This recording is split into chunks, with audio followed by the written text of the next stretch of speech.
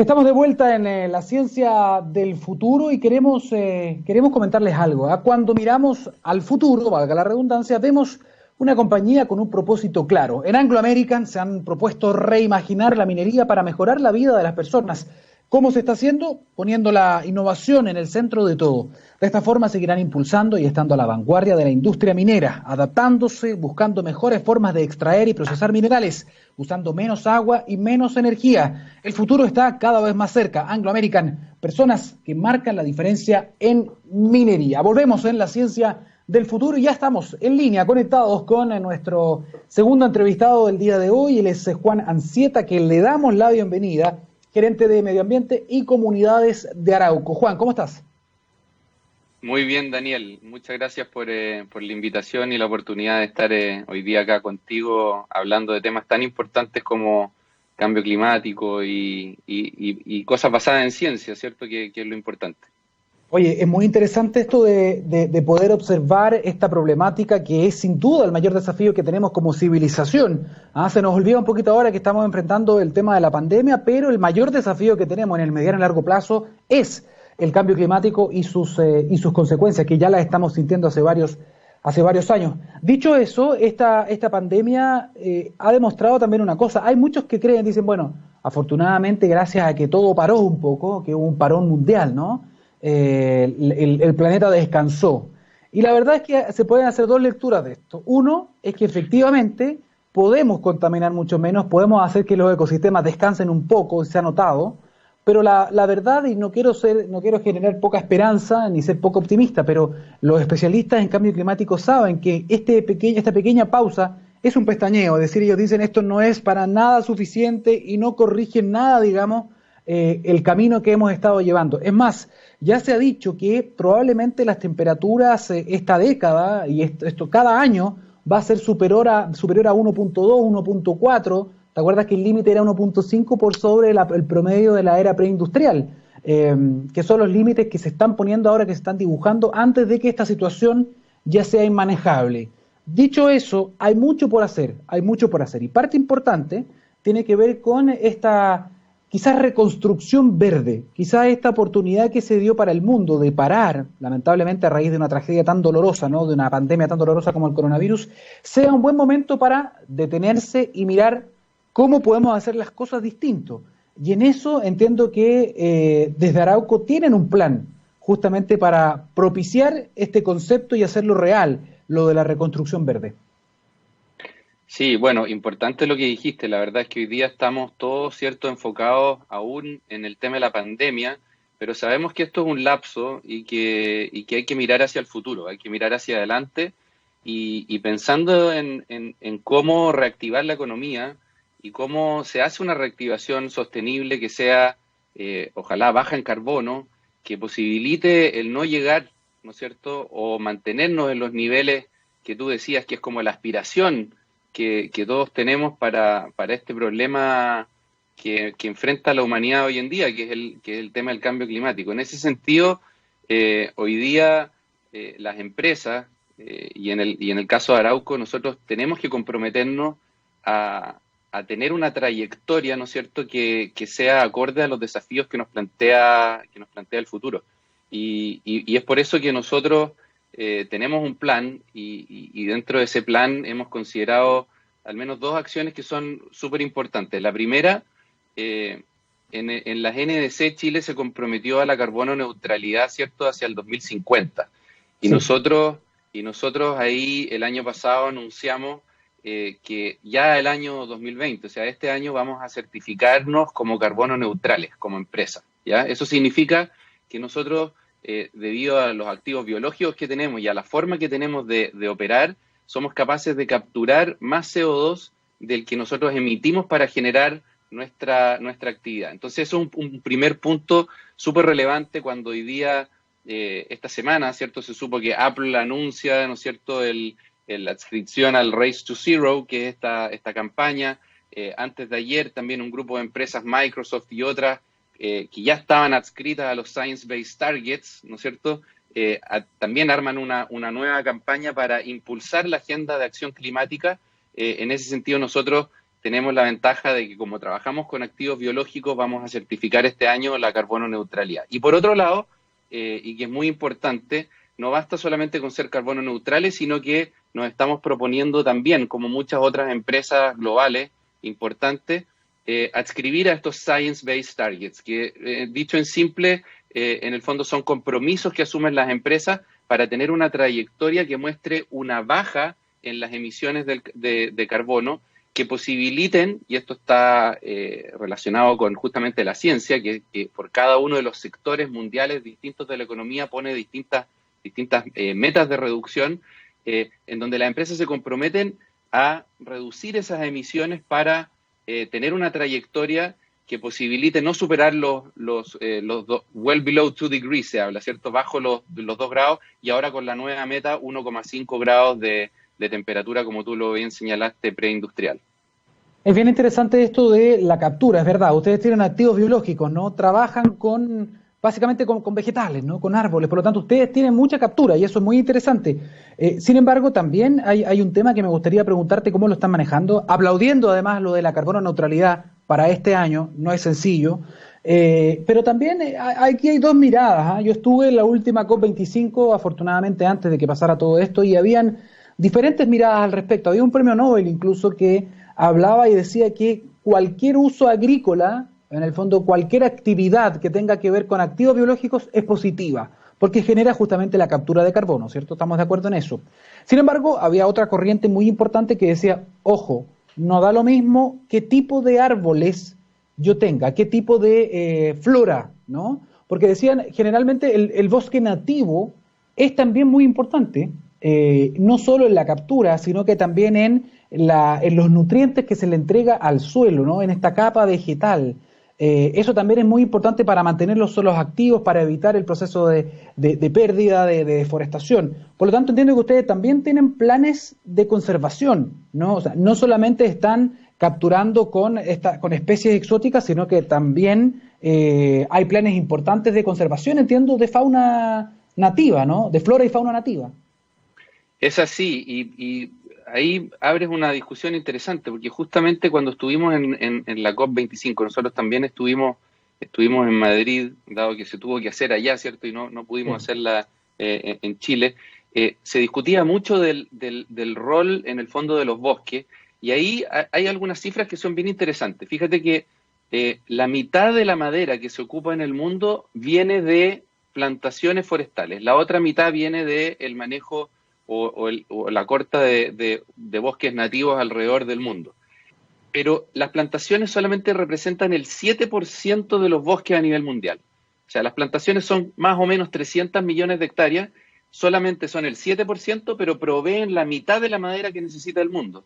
Y cuando uno proyecta el consumo de madera a nivel global, de aquí al 2050 se supone que al menos se va a duplicar o triplicar el consumo de madera. Por eso que es muy importante el tener, por un lado, plantaciones manejadas de manera sustentable para que provean esa madera que se necesita, y por otro lado, que a través de esa provisión sustentable de madera se evite también la principal causa del cambio climático, que sigue siendo increíblemente hasta el día de hoy la deforestación de los bosques.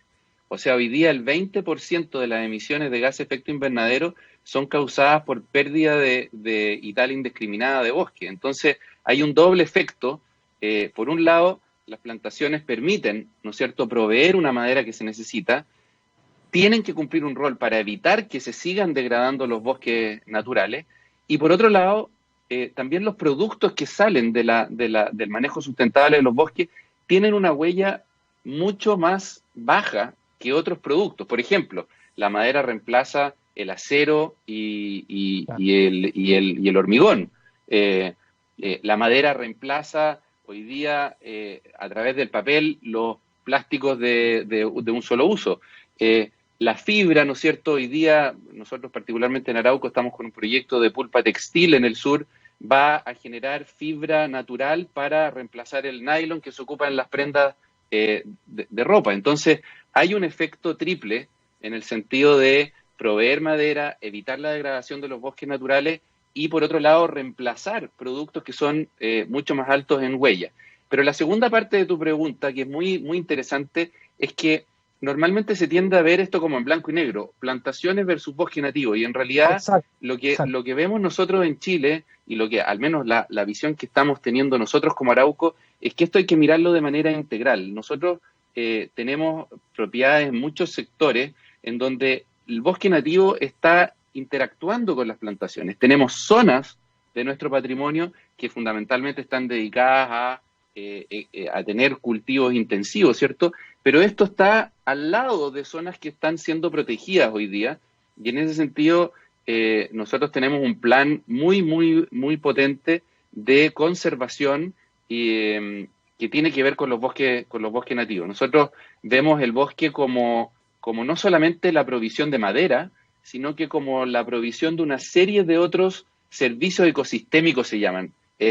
Son servicios que los bosques entregan a la sociedad que van más allá de solamente la fibra o la madera que uno pueda sacar. Y ahí hay productos que son alimentarios, son la regulación del ciclo hídrico, el mismo Ujú. tema del carbono, la recreación.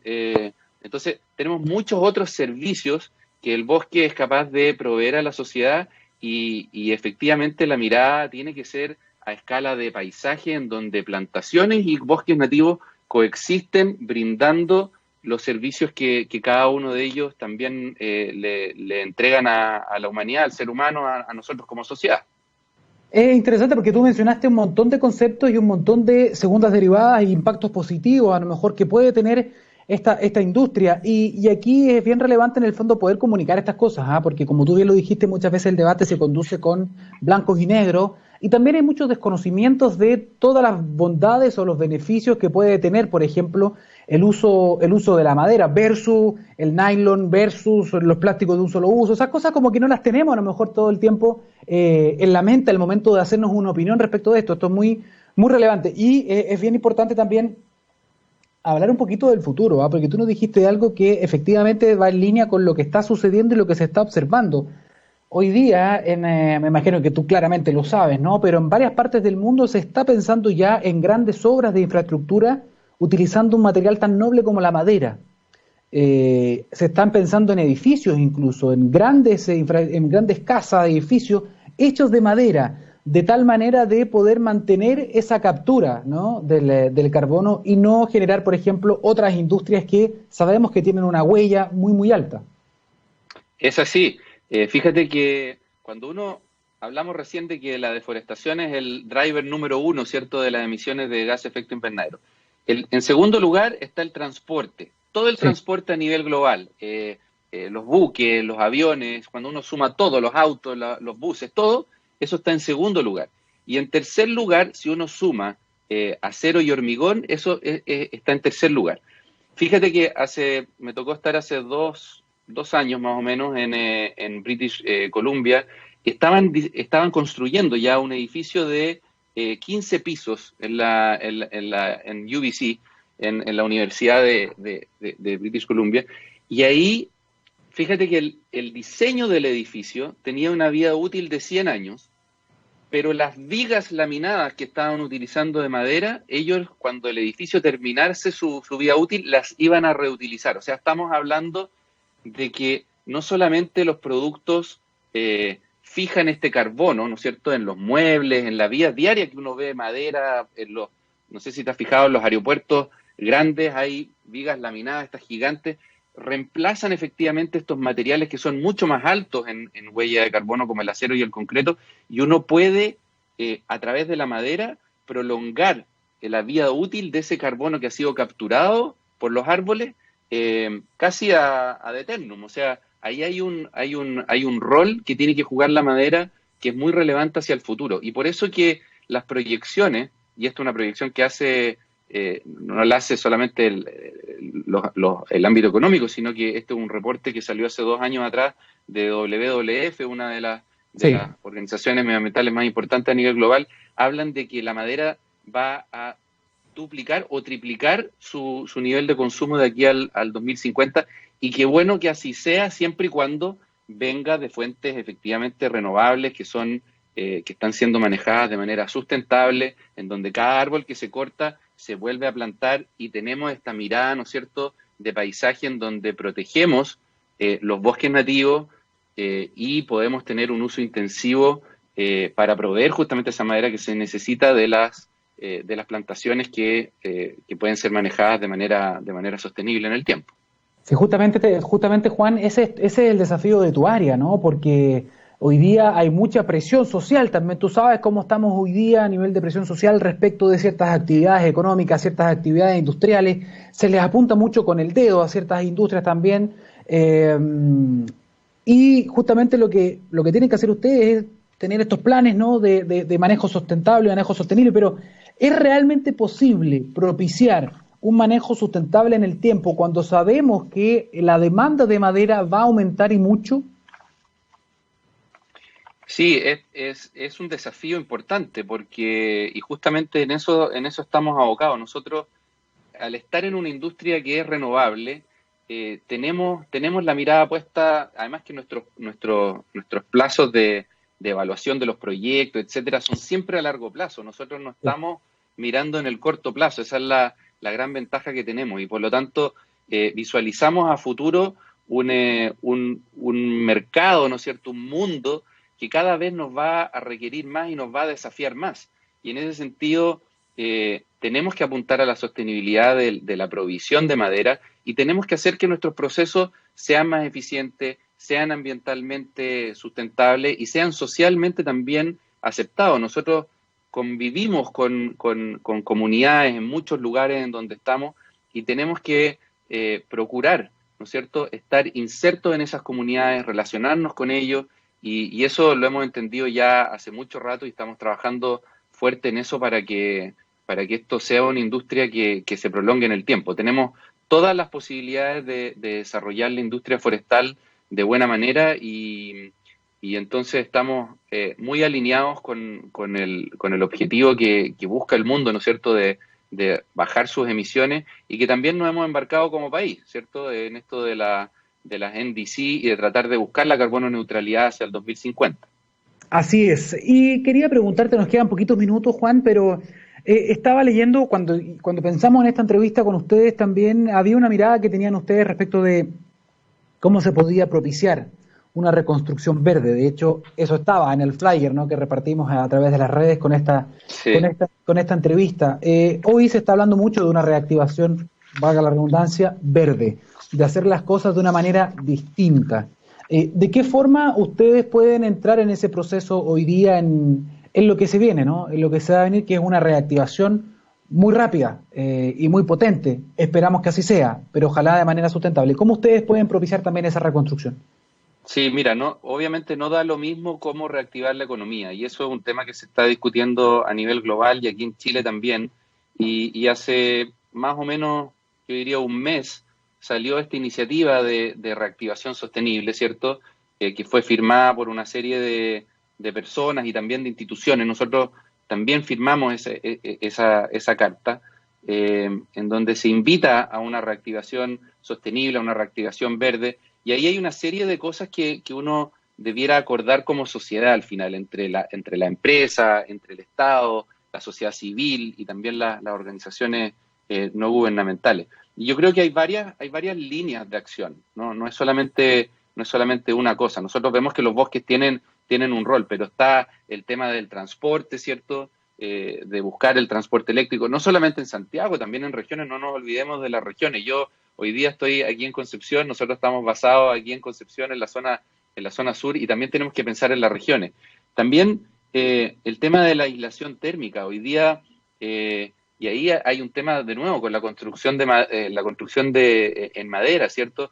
O sea, hoy día una de las principales problemáticas que tenemos en el sur es la quema de leña. Entonces, ¿cómo buscar, ¿no es cierto?, una reactivación que permita aislar mejor las casas, hacer un recambio del tema de calefacción, acompañando esto con un buen manejo del bosque nativo, que ahí tienen que haber incentivos para que la leña que se extraiga de manera sustentable, con planes de manejo, que esté seca para el consumo de las personas. Entonces, ¿cómo vamos acompañando un proceso que se hace cargo de una reactivación económica que baje la huella, ¿no es cierto?